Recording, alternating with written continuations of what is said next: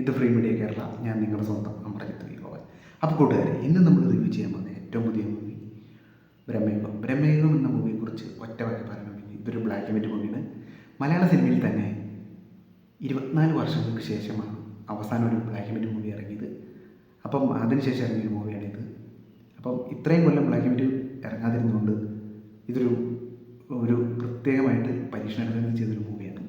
ഇത് കാണാൻ പോകേണ്ടായ സാഹചര്യം എന്താണെന്ന് വെച്ച് കഴിഞ്ഞാൽ, ഒന്നാമത്തെ കാര്യം മമ്മൂട്ടി, രണ്ടാമത്തെ കാര്യം ഇതിൻ്റെ ഡയറക്ടർ രാഹുൽ സദാശിവം. അദ്ദേഹത്തിൻ്റെ മുൻകാല മൂവിയായ ഭൂതകാലം ഞാൻ കണ്ടതാണ്. OTT റിലീസായിരുന്നു, സോണി ലൈവിലാണ് കണ്ടത്. എന്നെ വളരെ ആകർഷിച്ച ഒരു മൂവിയാണ്. അപ്പം അതുപോലെ തന്നെ എനിക്ക് ഇതൊന്നും നല്ല പ്രതീക്ഷയോടെയാണ് കാണാൻ പോയത്. എന്തായാലും എന്നെ അത്ഭുതപ്പെടുത്തുക തന്നെ ചെയ്തു. അപ്പോൾ നമുക്ക് ഈ മൂവിയുടെ പോസിറ്റീവ് സൈഡിലോട്ട് കടക്കാം. Positive side black and white ആണെന്നുള്ളതാണ് ഇതിൻ്റെ ഒരു പോസിറ്റീവ് സൈഡ്. പിന്നെ പറയാനാണെങ്കിൽ ഇതൊരു 1970 കാലഘട്ടങ്ങളിൽ എടുത്ത ഒരു മൂവിയാണ്. അപ്പോൾ ആ രീതിയിലുള്ള ഒരു കഥയാണ്, ഒരു ഫാൻറ്റസിയാണ്, ഹൊററാണ്, ത്രില്ലറാണ്, എന്തും പറയാം. കെട്ടുകഥകളെന്നുള്ള കെട്ടുകഥകളെന്ന് പറയാം. കാരണം ചാത്തൻ, മറുത, യക്ഷി മുതലായ കാര്യങ്ങളൊക്കെയാണ് ഇതിൻ്റെ അകത്ത് ആ സമയത്ത് കേട്ടിരുന്ന കഥകളാണ്. ഇല്ലമായിട്ട് ബന്ധപ്പെട്ടും ഒക്കെ കേട്ടിരുന്ന പല പല കഥകളാണ് ഈ സിനിമയ്ക്കകത്ത് പറഞ്ഞിട്ടുള്ളത്. ഇതിൻ്റെ പോസിറ്റീവ് സൈഡ്സ് ആയിട്ട് എനിക്ക് പറയാനുള്ളത് തന്നെ ആദ്യത്തെ കാര്യം തന്നെ മമ്മൂട്ടിയുടെ അഭിനയമാണ്. മമ്മൂട്ടി ഇതിൻ്റെ അകത്ത് നന്നായിട്ട് ചെയ്തു വെച്ചിട്ടുണ്ട്. അത്യാവശ്യം ഒരു നെഗറ്റീവ് റോളാണ് മമ്മൂട്ടിക്ക്. ഇപ്പം മമ്മൂട്ടി ഓസിലറിൽ തൊട്ട് റോള് നോക്കി ചെയ്യുന്നൊരു പരിപാടി തുടങ്ങിയിട്ടുണ്ട്. അത് മലയാള സിനിമയ്ക്ക് എന്തുകൊണ്ട് ഗുണം ചെയ്യുന്ന കാര്യം 100% ഉറപ്പാണ്. മറ്റൊന്നും കൊണ്ടല്ല, ഓസിലറിൽ തന്നെ അദ്ദേഹം ഒരു നെഗറ്റീവ് ഷെയ്ഡുള്ള റോൾ ചെയ്തു, അത് വിജയകരമായി. ഇതിലും അതുപോലെ തന്നെ ചെയ്തു. ഇദ്ദേഹത്തെ ചുറ്റിപ്പറ്റിയാണ് കഥ പോകുന്നെങ്കിലും ഇതൊരു നെഗറ്റീവ് ഷെയ്ഡ് വേഷമാണ് പുള്ളി ചെയ്തിരിക്കുന്നത്. പിന്നെ അർജുൻ അശോകത്തിൻ്റെ കരിയർ ബെസ്റ്റ് മൂവി ഇത് തന്നെയാണെന്ന് പറയാം. ഇത്ര നല്ലൊരു പുള്ളിക്ക് അങ്ങ് അഴിഞ്ഞാടാൻ പറ്റിയൊരു വേഷത്തിൽ അത്രയും കിട്ടിയിട്ടില്ല. പക്ഷേ ഇതിൻ്റെ അകത്ത് പുള്ളി ഇത് നല്ല വൃത്തിക്ക് ചെയ്തു വെച്ചിട്ടുണ്ട്. പിന്നെ സിദ്ധാർത്ഥ് ഭരതൻ, മലയാള സിനിമയിൽ ഒട്ടും യൂസ് ചെയ്ത ഒരു ആക്ടറാണ് സിദ്ധാർത്ഥ് ഭരതൻ. അദ്ദേഹത്തിൻ്റെ റോൾ നല്ല വൃത്തിക്ക് ചെയ്തിട്ടുണ്ട്. എന്നെ മമ്മൂട്ടിയേക്കാളും അരുണേശ്വരനേക്കാളും അത്ഭുതപ്പെടുത്തിയത് സിദ്ധാർത്ഥ് ഭരതൻ എന്ന ആക്ടറാണ്. ഒന്നും പറയാനായിരുന്നു, വളരെ വ്യത്യസ്തമായ രീതിയിൽ പുള്ളി ചെയ്തിട്ടുണ്ട്. പിന്നെ പറയാനുള്ളത് അമൽദ സീത, ഈ സിനിമയിലെ ഏക സ്ത്രീ കഥാപാത്രം പുള്ളിക്കാരത്തിയാണ്. ഒരു മർദ്ദ യക്ഷി എന്താണെന്ന് സിനിമ പറഞ്ഞില്ല, അങ്ങനെ ഒരു ടിപ്പിക്കൽ കഥാപാത്രമാണ്. പുള്ളിക്കാരത്തി അത് നല്ല രീതിയിൽ ചെയ്തിട്ടുണ്ട്, ഒന്നും പറയാനില്ല. പിന്നെ ഈ സിനിമയുടെ ഏറ്റവും വലിയൊരു കാര്യം എന്താണെന്ന് വെച്ച് കഴിഞ്ഞാൽ, ഈ സിനിമയിൽ 6 ആക്ടേഴ്സ് മാത്രമേ ഉള്ളൂ.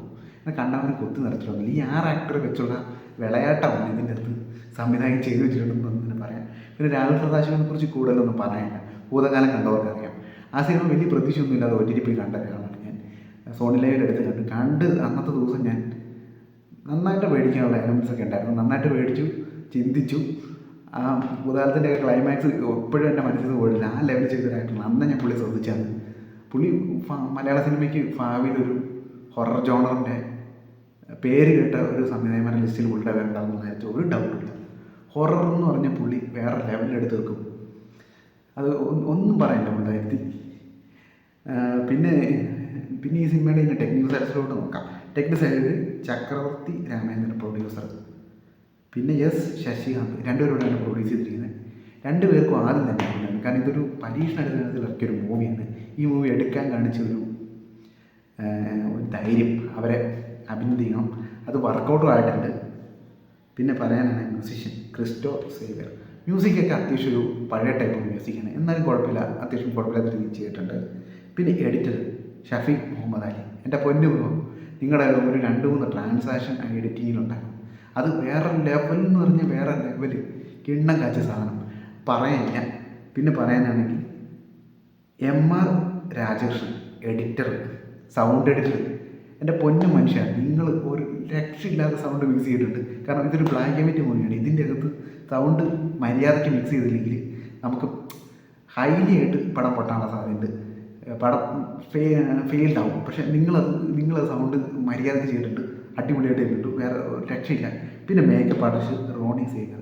മേക്കപ്പിന് വളരെ പ്രധാനമുള്ള സിനിമയാണ്. കാരണം 1970 കാലഘട്ടത്തിലെ കാര്യമാണ് ഈ സിനിമയിൽ പറയുന്നത്.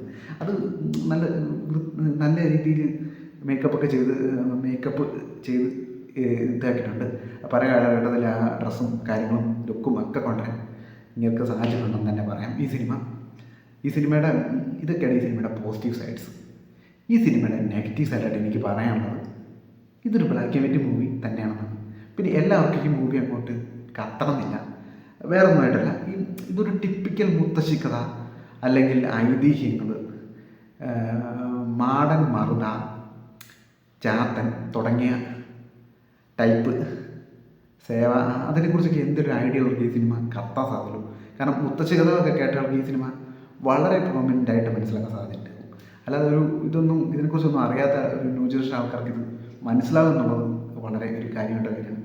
എന്നാലും ഇല്ലത്തിനെക്കുറിച്ചൊക്കെ പറഞ്ഞു കേട്ട പഴയ കഥകളും അതുമൊക്കെ ചാത്തസേവയും ചാത്തനെ നമ്മുടെ കൺട്രോളിൽ കൊണ്ടുവന്നിട്ട് കാര്യങ്ങൾ നടത്തിയിരിക്കുന്നതൊക്കെ അതുപോലത്തെ ടിപ്പിക്കലായിട്ടുള്ള കുറച്ച് ബ്ലാക്ക് മാജിക് മൂവിയാണ്.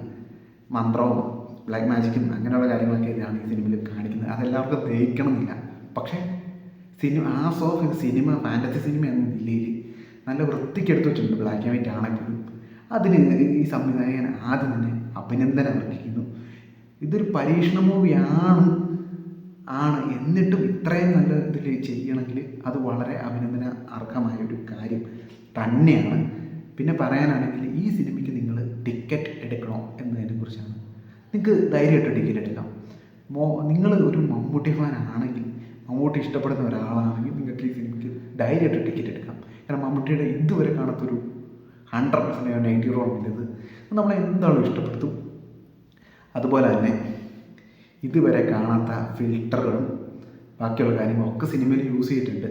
ബ്ലാക്ക് ആൻഡ് വൈറ്റിൽ horror movie, black and white ഒരു സിനിമ ഉണ്ടെന്ന് നമ്മളെ പേടിപ്പെടുത്തുക എന്ന് പറഞ്ഞു കഴിഞ്ഞാൽ അത് വളരെ ടാസ്ക് പിടിച്ചൊരു കാര്യമാണ്. ഇന്നത്തെ കാലഘട്ടത്തിൽ VFX ബാക്കിയുള്ളതൊക്കെ ഇത്രയും വളർന്ന സമയത്ത് പഴയ ടൈപ്പ് കാര്യത്തിലേക്ക് നമ്മളെ എത്തിച്ചിട്ട് നമ്മളെ പേടിപ്പിക്കുക എന്ന് പറയുന്നത് അത് ഇച്ചിരി റിസ്ക് പിടിച്ച ടാസ്ക് ആണ്. അത് എവിടെയെങ്കിലും ചെറുതായിട്ട് പാളിയാൽ നമ്മൾ പേടിക്കത്തുമില്ല, ഇരുന്നുറങ്ങുകയും ചെയ്യും. പക്ഷെ ഇതൊന്നും ഈ സിനിമയെ ബാധിച്ചിട്ടില്ല എന്നുള്ള കാര്യം തന്നെയാണ്. ഈ സിനിമ നല്ല ഈ ബ്ലാക്ക് ആൻഡ് വൈറ്റ് ആണെങ്കിലും ഈ സൗണ്ട് കൊണ്ടുള്ള അയ്യരുകൾ കാരണം നമുക്കത് നല്ല രീതിയിൽ കണക്റ്റ് ആകുന്നുണ്ട്. സത്യം പറഞ്ഞാൽ എനിക്ക് പേഴ്സണലി ഫീൽ ചെയ്തത് 1970 കാലഘട്ടത്തിലൂടെ ഒരു ടൈം ട്രാവൽ ചെയ്ത പോലെയാണ്. അതാണ് ഈ സിനിമയുടെ ഏറ്റവും വലിയൊരു കാര്യം. ഇതിൻ്റെ നെഗറ്റീവായിട്ട് തോന്നിയ ഒറ്റ കാര്യമുള്ളൂ, എല്ലാവർക്കും ഈ cinema ദഹിക്കണമെന്നില്ല.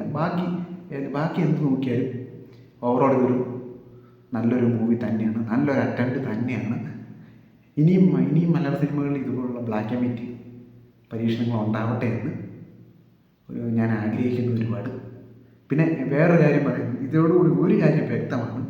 Rahul Sadasivan the promise one of the best horror ജോണറിൽ ചെയ്യുന്ന ഒരു ഡയറക്ടറായിട്ട് വളർന്നു വരാനുള്ള എല്ലാ സാധ്യതകളുണ്ട്. അത് എന്താണെങ്കിലും 100% ഉറപ്പാണ്. എന്താണെങ്കിലും മൂവി റിലീസ് ചെയ്തിരിക്കുന്നത് തൊട്ടടുത്ത തിയേറ്ററിലാണ്. കണ്ടിട്ട് നിങ്ങളുടെ അഭിപ്രായം എൻ്റെ ക്യാമ്പിൽ രേഖപ്പെടുത്തുക. എനിക്കിനോടൊപ്പം പറയാം. 1 life 1 dream 1 passion. Thank you.